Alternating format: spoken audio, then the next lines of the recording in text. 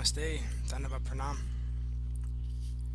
By the grace of our spiritual master, Vishnupad, Sripad Bhaktimadhava Puri Maharaj, we are reading Śrīmad-Bhāgavatam. Om Namo Bhagavate Vasudevaya.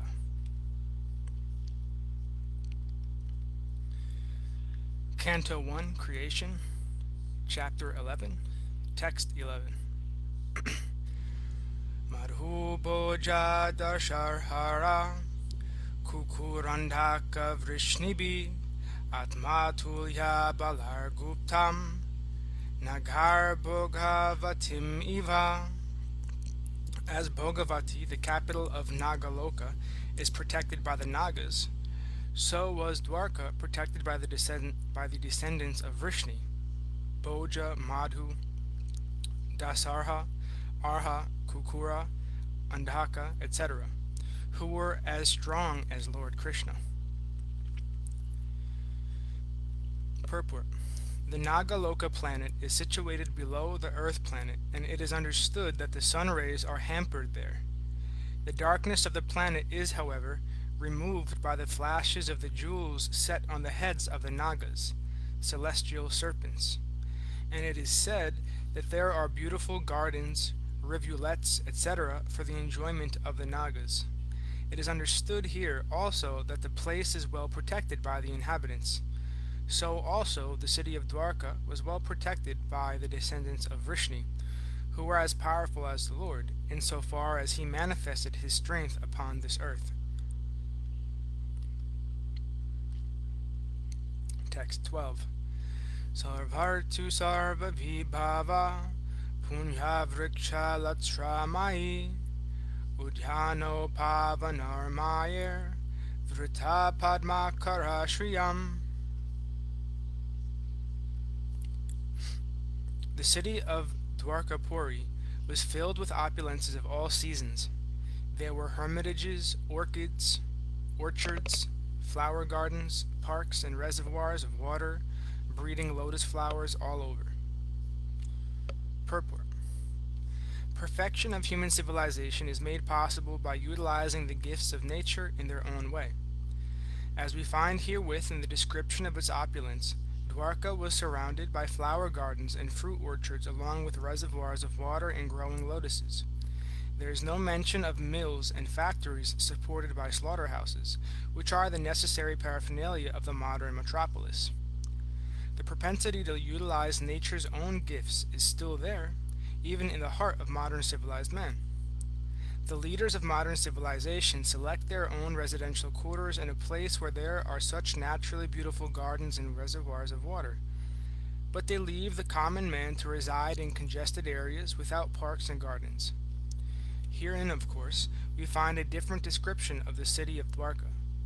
It is understood that the whole dham, or residential quarter, was surrounded by such gardens and parks with reservoirs of water, where lotuses grew.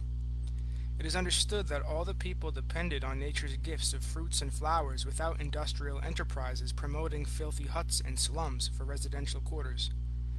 Advancement of civilization is estimated not on the growth of mills and factories to deteriorate the finer instincts of the human being, but on developing the potent spiritual instincts of human beings and giving them a chance to go back to Godhead. Development of factories and mills is called ugra karma, or pungent activities, and such activities deteriorate the finer sentiments of the human being and society to form a dungeon of demons. We find herein the mention of pious trees which produce seasonal flowers and fruits. The impious trees are useless jungles only, and they can only be used to supply fuels. In the modern civilization, such impious trees are planted on the sides of roads. Human energy should be properly utilized in developing the finer senses for spiritual understanding, in which lies the solution of life. Fruits, flowers, beautiful gardens, parks, and reservoirs of water with ducks and swans playing in the midst of lotus flowers, and cows giving sufficient milk and butter are essential for developing the finer tissues of the human body. As against this, the dungeons of mines, factories, and workshops develop demoniac propensities in the working class. The vested interests flourish at the cost of the working class, and consequently there are severe clashes between them in so many ways. The description of Dvārakā is the ideal of human civilization. Text 13. Gopura dvara margeshu krita kautuka toranam chitra dvaja pataka grair anta prati hatatapam. The city gateway, the household doors, and festooned arches along the roads were all nicely decorated with festive signs like plantain trees and mango leaves, all to welcome the Lord. Flags, garlands, and painted signs and slogans all combined to shade the sunshine. Purport. Signs of decoration and special festivals were also collected from the gifts of nature, such as the plantain trees, the mango trees, fruits, and flowers. Mango trees, coconut palms, and plantain trees are still accepted as auspicious signs. The flags mentioned above were all painted with the picture of either Garuda or Hanuman, the two great servitors of the Lord. For devotees, such paintings and decorations are still adored, and the servitor of the Master is paid more respects for the satisfaction of the Lord.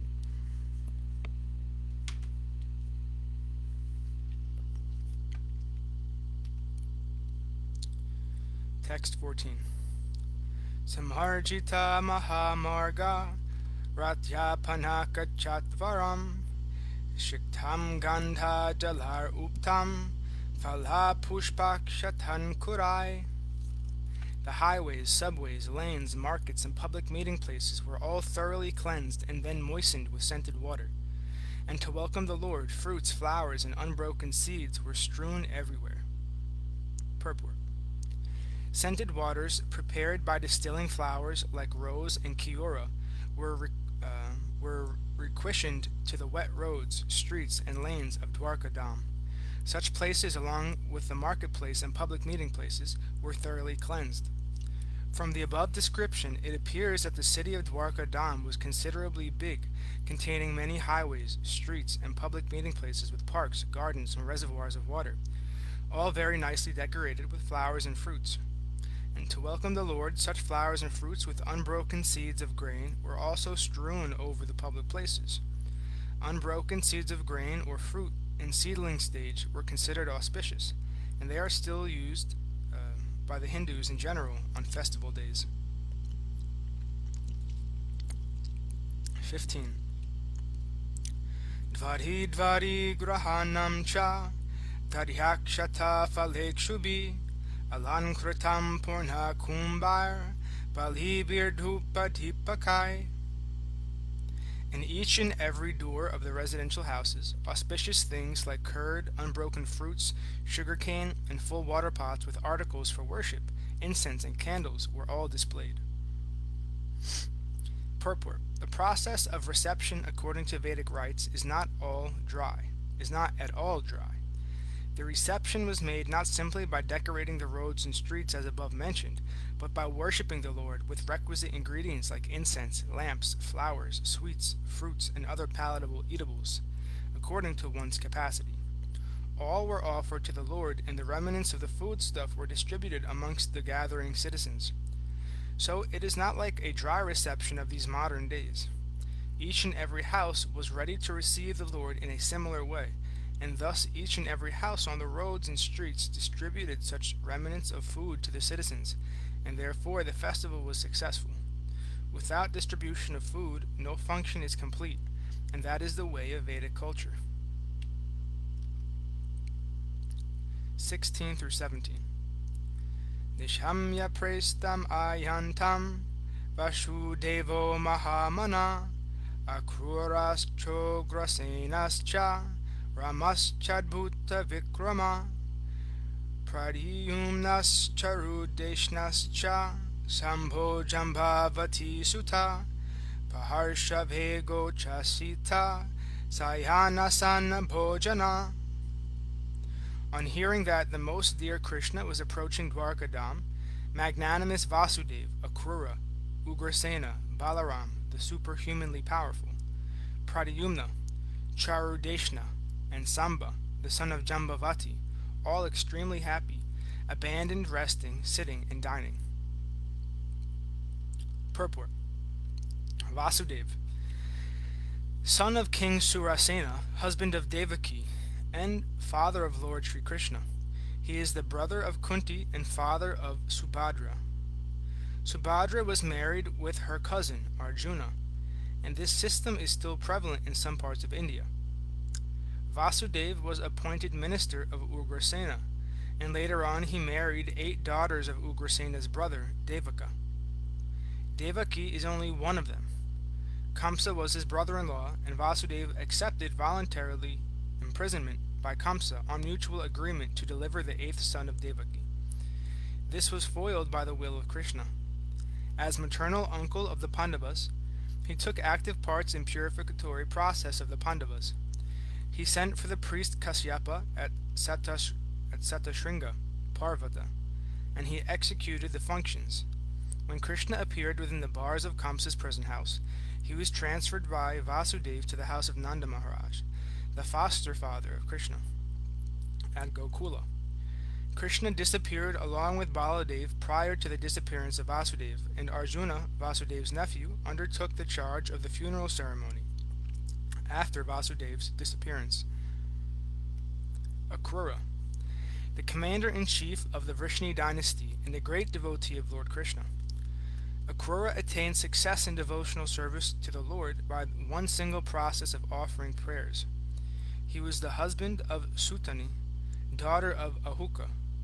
He supported Arjuna when Arjuna took Subhadra forcibly away by the will of Kṛṣṇa. Both Kṛṣṇa and Akrura went to see Arjuna after his successful kidnapping of Subhadra. Both of them presented dowries to Arjuna after this incident. Akrura was present also when Abhimanyu, the son of Subhadra, was married with Uttara, mother of Maharaj Parikshit. Ahuka, the father-in-law of Akrura, was not on good terms with Akrura, but both of them were devotees of the Lord.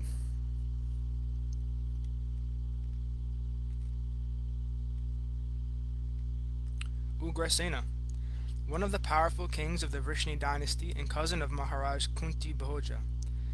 His other name is Ahuka. His minister was Vasudeva, and his son was the powerful Kamsa. This Kamsa imprisoned his father and became the king of Mathura. By the grace of Lord Kṛṣṇa and his brother, Lord Baladeva, Kamsa was killed and Ugrasena was reinstalled on the throne. When Salva attacked the city of Dvārakā, Ugrasena fought very valiantly and repulsed the enemy. Ugrasena inquired from Naradaji about the divinity of Lord Kṛṣṇa. When the Yadu dynasty was to be vanquished, Ugrasena was entrusted with the iron lump produced from the womb of Samba. He cut the iron lump into pieces and then pasted it and mixed it up with seawater on the coast of Dvārakā. After this, he ordered complete prohibition within the city of Dvārakā and the kingdom. He got salvation after his death. Baladeva. He is the divine son of Vasudeva by his wife Rohini. He is also known as Rohini Nandana, the beloved son of Rohini. He was also entrusted to Nanda Maharaj along with his mother Rohini, when Vasudeva embraced imprisonment by mutual agreement with Kamsa. So Nanda Maharaj is also the foster father of Baladeva along with Lord Kṛṣṇa. Lord Kṛṣṇa and Lord Baladeva were constant companions from their very childhood. Although they were stepbrothers, he is the plenary manifestation of the Supreme Personality of Godhead, and therefore he is as good and powerful as Lord Kṛṣṇa. He belongs to the Vishnu Tattva, the principle of Godhead. He attended the Svayamvara ceremony of Draupadi along with Sri Kṛṣṇa. When Subhadra was kidnapped by Arjuna, by the authorized plan of Sri Kṛṣṇa, Baladeva was very angry with Arjuna and wanted to kill him at once. Sri Kṛṣṇa, for the sake of his dear friend, fell at the feet of Lord Baladeva and implored him not to be so angry. Sri Baladeva was thus satisfied. Similarly, he was once very angry with the Kauravas, and he wanted to throw their whole city into the depths of the Yamuna. But the Kauravas satisfied him by surrendering unto his divine lotus feet. He was actually the 7th son of Devaki prior to the birth of Lord Kṛṣṇa, but by the will of the Lord he was transferred to the womb of Rohini to escape the wrath of Kamsa. His other name is therefore Shankarsana, who is also the plenary portion of Sri Baladev. Because he is as powerful as Lord Krishna and can bestow spiritual power to the devotees, he is therefore known as Baladeva. In the Vedas also it is enjoined that no one can know the Supreme Lord without being favored by Baladev. Bala means spiritual strength, not physical. Some less intelligent persons interpret Bala as the strength of the body, but no one can have spiritual realization by physical strength. Physical strength ends with the end of the physical body, but spiritual strength follows the spirit soul to the next transmigration, and therefore the strength obtained by Baladev is never wasted. The strength is eternal, and thus Baladev is the original spiritual master of all devotees. Sri Baladev was also a class friend of Lord Sri Krishna as a student of Sandipani Muni. In his childhood, he killed many asuras along with Sri Krishna, and specifically he killed the Dhenukasura at Talavan. During Kurukshetra battle, he remained neutral, and he tried his best not to bring about the fight. He was in favor of Duryodhana, but still he remained neutral. When there was a club fight between Duryodhana and Bhimasena, he was present on the spot. He was angry at Bhimasena when the latter struck Duryodhana on the thigh or below the belt, and he wanted to retaliate the unfair action. Lord Sri Krishna saved Bhima from his wrath, but he left the place at once, being disgusted at Bhimasena, and after his departure Duryodhana fell to the ground to meet his death. The funeral ceremony of Abhimanyu, the son of Arjuna, was performed by him, as he was the maternal uncle. It was impossible to be performed by any one of the Pandavas, who were all overwhelmed with grief. At the last stage he departed from this world by producing a great white snake from his mouth, and thus he was carried by Seshanaga in the shape of a serpent.